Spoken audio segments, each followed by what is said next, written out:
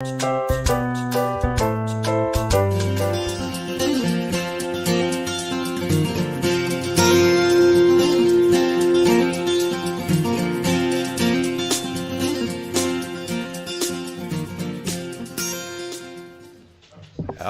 we are. Good evening, ladies and gentlemen. It is once again time for the After Service podcast with Pastor Joe and Pastor Brian. Hey, and the crowd goes wild.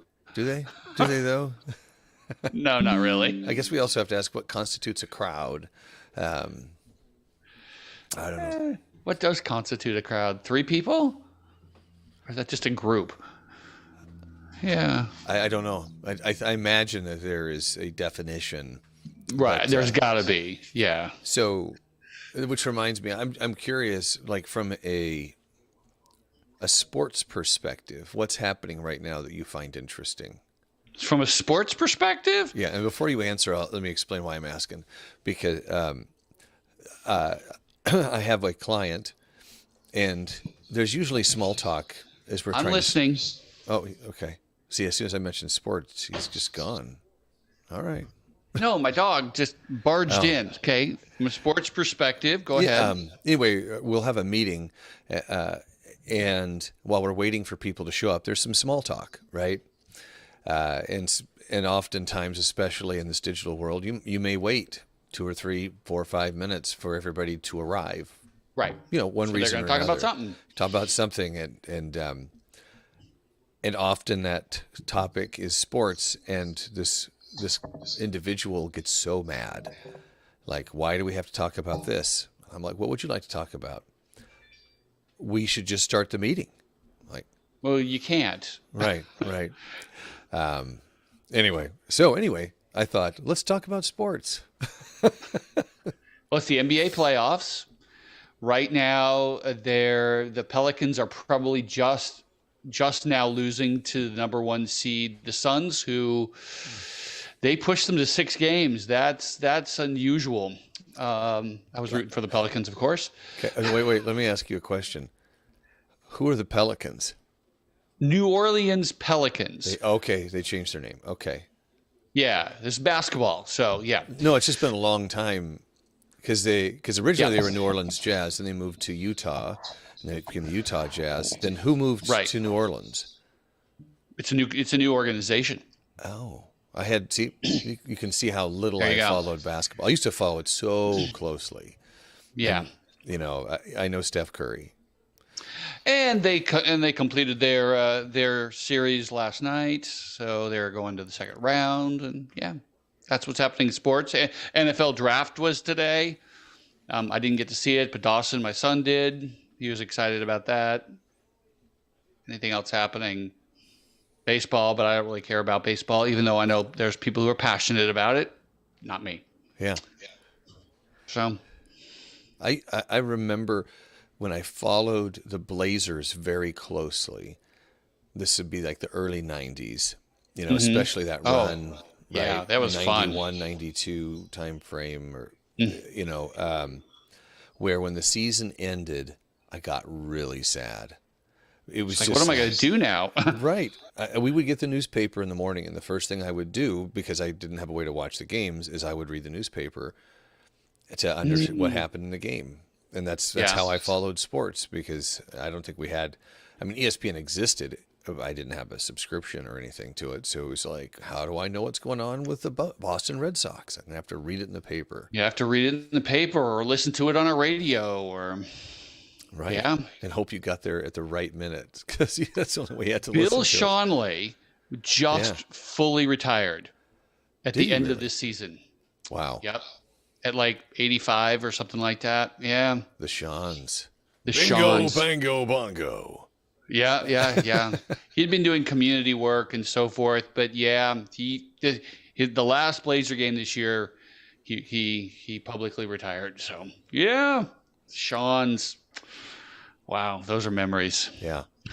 Okay. Well, anyway, that's our banter for the evening. Thank you for all hanging out for that. So check that box. Check that box.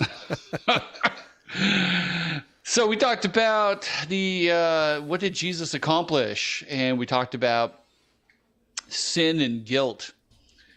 sin, guilt, and shame. And I suppose, if I could redo it, I might just talk about shame as a whole. But yeah, that Jesus removed it. That's kind of, yeah, there's a lot to be said about there. I don't know what else.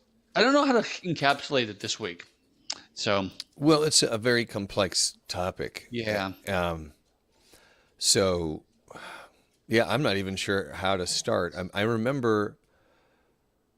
I'm looking at my notes. That's all right. Well, I said a couple of things kind of leading into the sermon, and you and I had a chance to debrief a little bit afterward. And one of the things that I was praying about was, praying for people who have been hurt by the church, Yes. and praying that they effectively would find peace and could re-engage with the church. And that's really in many ways based on my dad's experience, but also many people that I know who are, and I'm going to use this term, deconstructing, which has become a catchword. Maybe we can just explain that in a moment, but that where, for whatever reason, there's been harm done, or the perception of harm.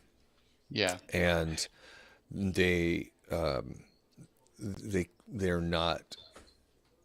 either choosing to or not able to differentiate between a church or a faith or whatever and being a follower of Christ and faith, and it just makes me sad to think about that. And I'm very hopeful that those people find their peace and find their way back, and that we are instruments of that. Yeah. And part absolutely. That's, I think, ties into shame in my head, in that our vernacular tends to be a vernacular of condemnation. You kind of mentioned this: judgment, condemnation, and shame, where instead of speaking affirming, loving words and modeling Christ's love and grace, it's punitive, or you don't tick the following boxes, you don't live your life this specific way, therefore you're not wanted. You're bad. And that, so a couple of things, just for clarifying questions. Deconstruction, if you think about it, construction is you build, like building a house. Deconstruction is piece by piece unbuilding a house. So it's unbuilding your faith a piece at a time. That's kind of what deconstruction is. You're dismantling your faith a piece at a time, maybe completely tearing it down and blowing it up with a bomb. And then guilt versus shame, and I talked about that.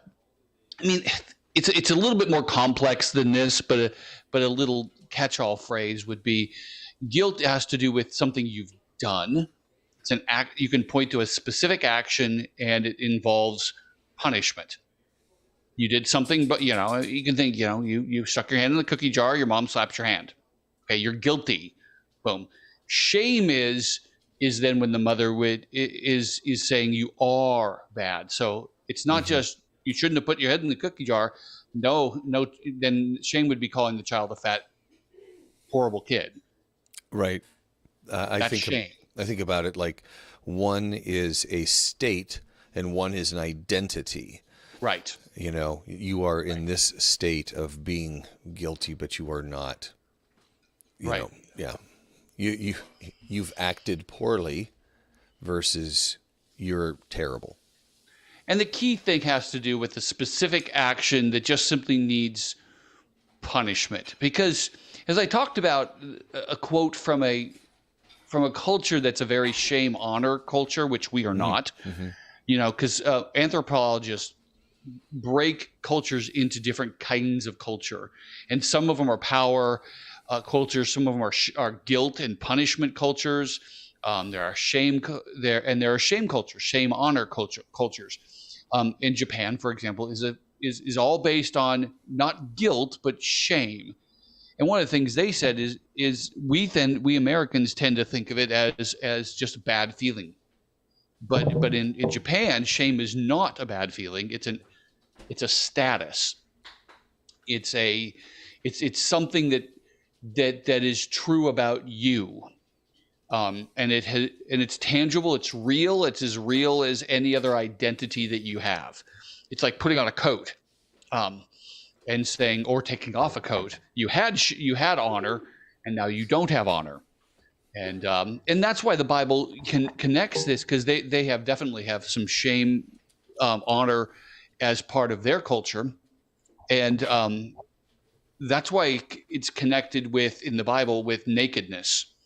And sin, but there's a lot that has to do with that. And one of the things that I just found fascinating in my research was this person who said, in a shame culture, if I am shamed, I can't do anything about it. I have to have someone of a greater status bestow honor on me by visiting me, by publicly saying nice things about me, all that. And I'm like, oh my goodness, interesting to hear the gospel from that perspective, which is biblical. Jesus will profess our name before the Father. That's honoring. So, well, here's something, the idea that, one of our identities is sinner. We can say that without that being shame, because it's a statement of fact. It is. And to a certain extent, we have to acknowledge that before we can be followers of Christ. I say that because there's a bit of I'm trying to think about what somebody might be thinking, playing devil's advocate on that. That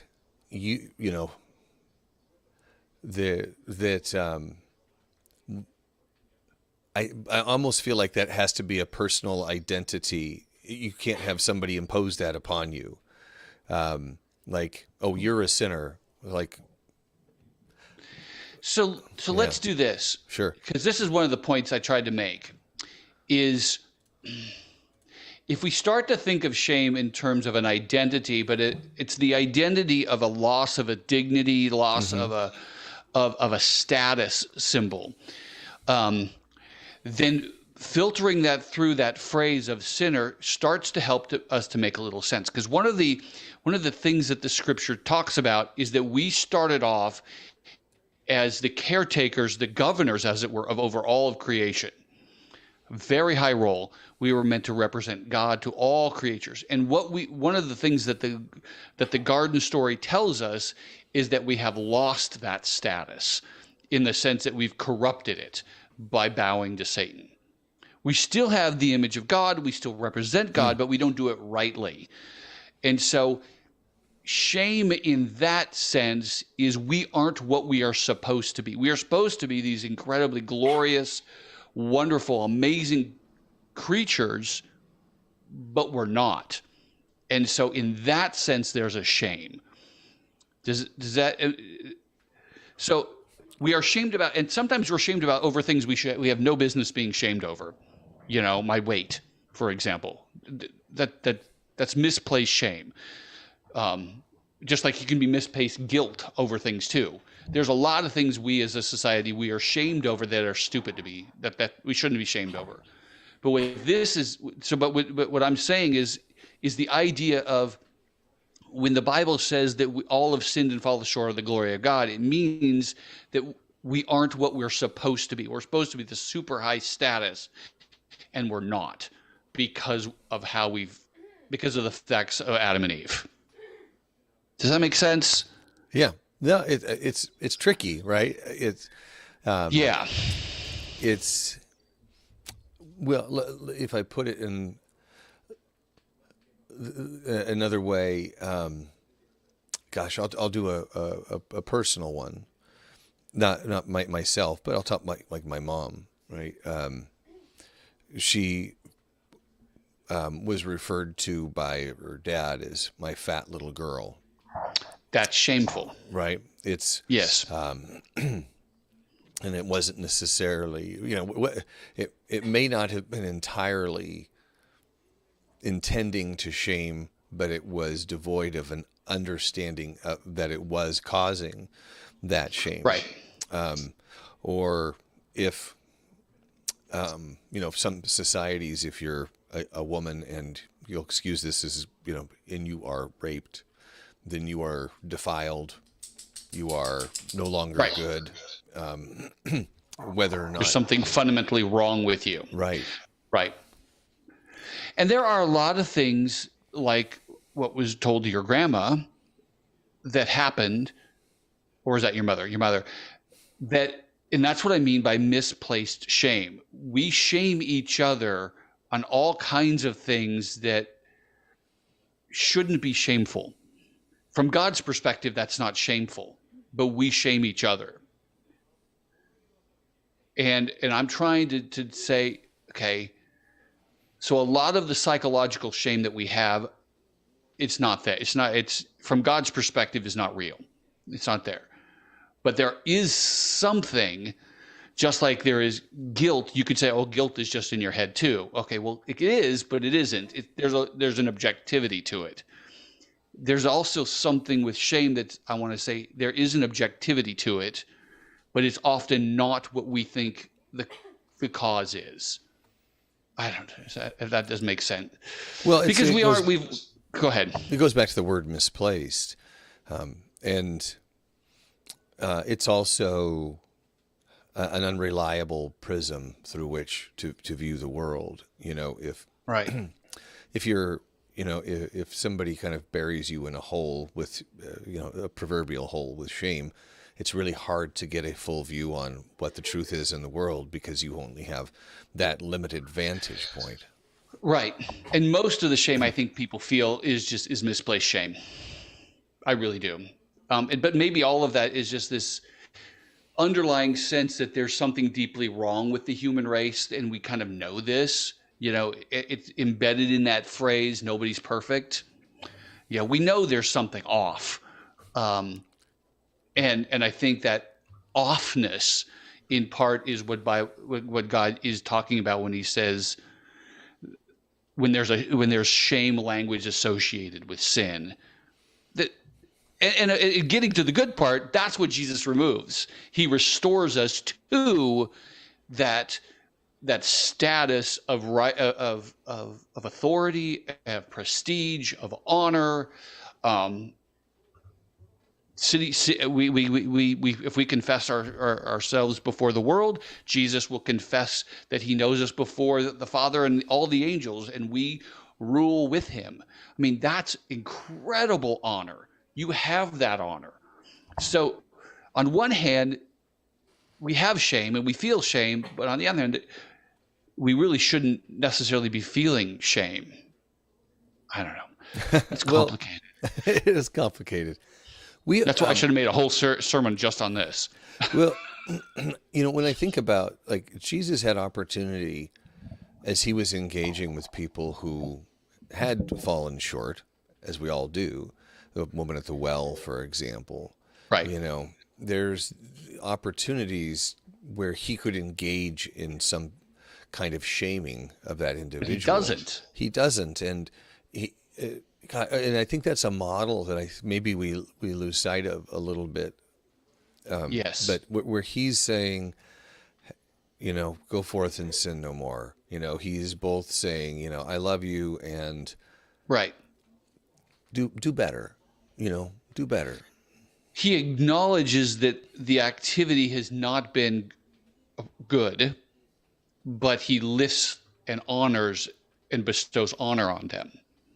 And that's what Jesus does. He does this all over the place, constantly. When you start looking at the scriptures through this, and again, we in America, we get so touchy with this word. Oh, you don't want to talk about shame, but again, if you were in Japan, they're like, well, duh, of course there's shame. There's not even a question. But we get so, uncomfortable with it. And so we need to think about it in their perspective. And he constantly is lifting up. This is what he's doing with the leper when he takes away their sin, and because it's shameful to be able to walk around and constantly saying unclean, unclean, or the woman who bled for 12 years. Talk about shameful, both societal, and Jesus wants. Why did he talk to her? Because he wanted to honor her. Or the prostitute who wept at his feet. He honors her. Right. And that's what we need to do. We need to bestow honor on people rather than give people shame. Yeah, I think and this would be me included, that we are attempting to model perfection. We're our example is perfection, and we are unfortunately a poor copy. We're a low quality copy. Of that, and in Right. our imperfection and trying to be more Christ-like. Mm-hmm. It can go in a bad direction. Right. And I think, boy, that self-reflection, the humility that goes along with that, to say, how did I do there? If somebody wrote the way I engaged in that down in a book that everybody was going to read in 1,000 years, how would that resonate? I mean, it's kind of an odd way to say it, but I had an interaction this week, and maybe 5 minutes afterward I went, nope. Right. I didn't get that right. And what as you put it, we are a bad photocopy of perfection. And what you're describing, to put theological words on that, is the perfection is Jesus, and Jesus is perfectly being the image of God. Genesis 3:127. And that's what humanity is perfectly supposed to be. That's the status. And it's not just moral. It's not just moral. It is moral, but it's also in terms of how you treat each other, but it's also the ruling over society. There's a status there. And when we don't do that, when we don't live up to that perfection, we've lost some of that status. That's what I'm talking about. Yeah. Well, it's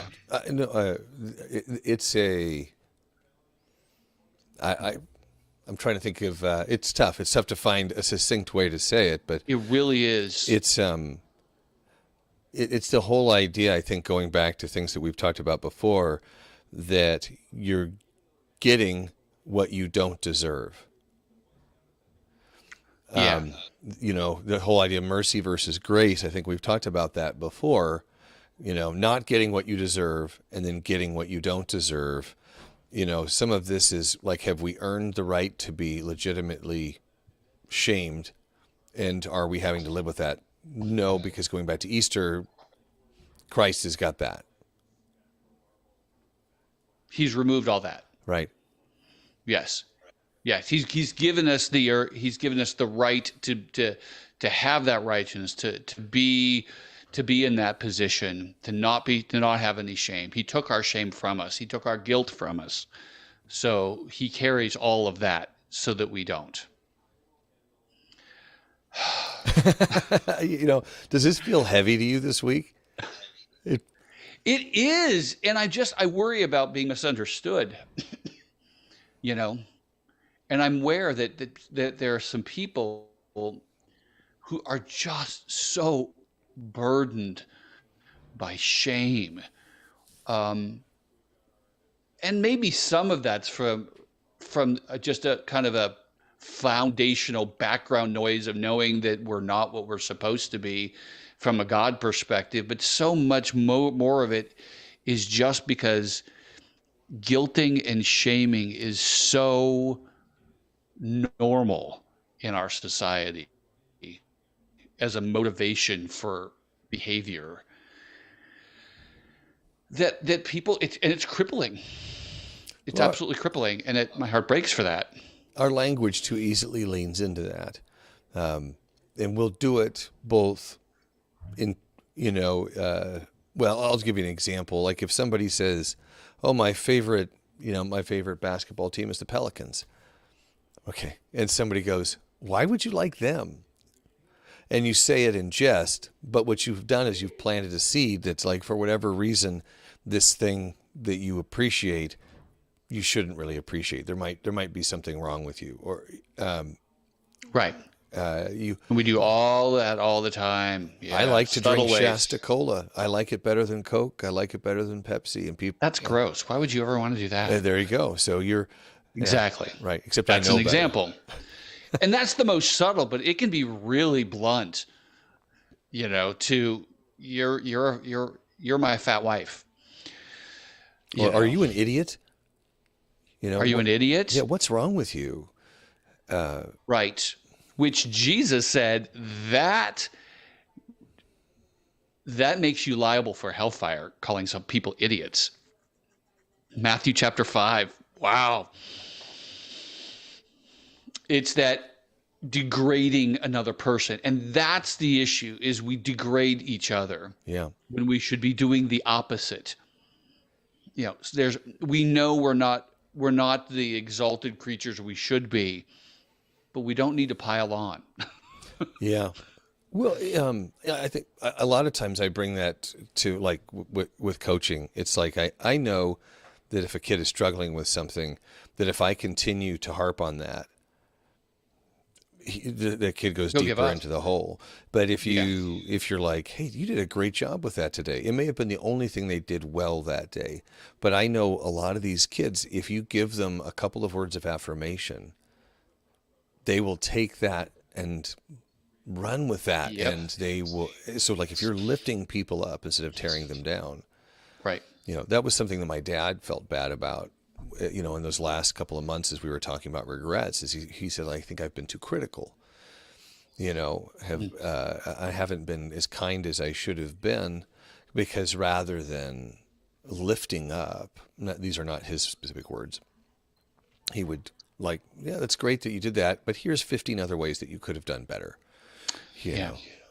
And that are, I know, like Sam, if he may feel in the dumps, feel terrible, we take him into practice. "I don't want to go." He started to cry. He said, "I don't want to go to practice." After practice, he's just smiling. He had a great time because the coaches were like, "We really like what you're doing. You're working really hard." And that, when you lift somebody up, you're really kind of go back to that whole thing. You're like, let me help you out of that hole so you can see what's going on around you. And the truth that you thought you saw is incomplete. Right. Point out the goodness in people, in being positive. And that's why Paul does not beat people over with fire and brimstone. If you notice, if you read through the letters, what he does is he presents the gospel, who you are in Jesus, that you are loved and you are forgiven and you are exalted. Now put on Christ. It's that's why I preach the gospel so much, because that's the motivation. It's not beating each other up. And although our imago Dei, our perfection is marred, it's still there. In pointing out people's goodness, they're pointing them to the way that they really are doing the right thing, is really hard, because that's the way the world has taught us. But that's what God would do. That's what Jesus was doing. Yeah. We have a world that says that if you know enough or have enough knowledge or experience, then you can demonstrate that by telling somebody else why they're wrong. Right? Yeah. And I feel that sometimes, where I will feel a pressure, like if I don't point out something that somebody could improve, then why am I there? I bet you do. There's like that pressure. In your consultant job. Yeah. Like, I was at a meeting for an hour and a half and I said 3 words. Did I add value? And that's been kind of tough, because our culture says, well, why, should you challenge this? is there something wrong with this? And Right. and I don't think that's healthy. And it's something that I've kind of had to have enough confidence in myself to say, I don't need to say anything because nothing needs to be said. I can instead say, this sounds good. Right. I think this is a good discussion. Right. I think we came to some good, you're pointing toward the positive as opposed to trying to tear people down to raise yourself up. And that's a hard but clear mind frame of being in, of, okay, how can I push the right direction by encouraging things that are going the right direction, doing the good, rather than whacking when they're doing the wrong thing. Right. So what are we talking about on Sunday? Oh, actually, there was something you wanted to save for the podcast tonight. You mentioned it on Sunday, and I forgot to ask. Oh, there are things to be shamed over. And you can see it in Scripture, and I mentioned it briefly, the shame, Paul saying things like, I am not ashamed to proclaim the gospel of Jesus Christ. Because, again, if you think through this shame honor thing, Jesus will honor you. That is, he will proclaim your name before all of creation if you have honored him. And you can see that in Revelation. You can see that in 2 Timothy. It's the shame part is to not acknowledge that Jesus really is the Lord and your Lord. That is one thing that Scripture does say. Don't be ashamed of Jesus, and you can see, take up your cross and follow me. Whoever is ashamed to proclaim my name, then I will be ashamed of them before the Father. So live your life for Jesus, because he's the one that really has the honor. He's the one that really has all authority, the name above every other name. Honor starts there, and not where we define it. And that comes back so much. I mean, there's so many little dots, the way we talk about that's more like the bad guy, the shaming people, the criticizing people. That's not necessarily a God thing, but also this misplacing shame. That's part of the we're defining what's good and right and honorable instead of God defining it. Yeah. No, that's good. I think that's a good wrap up.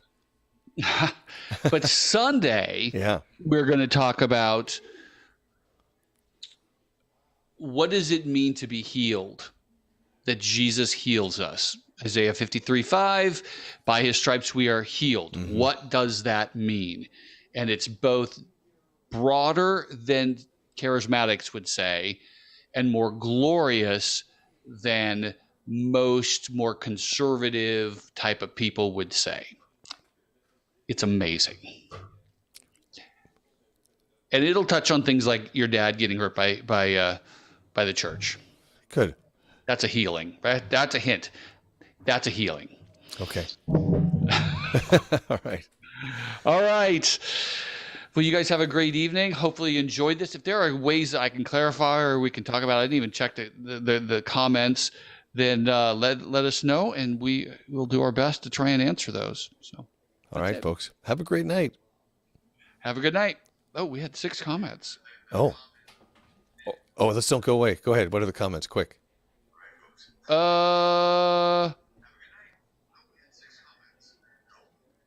Being honored the way Jesus had honored others is hard. Yes. Yeah. Ooh, especially when you don't feel like you don't deserve the honor that you do have from Jesus. Yeah. And that's here's a hint from tomorrow. That thinking rightly about that's a part of the healing that Jesus does for us, is the rewiring of our brains. Awesome. Okay. Now All we're right. going. For real. Now we're going. Have a good night, everybody. Take care.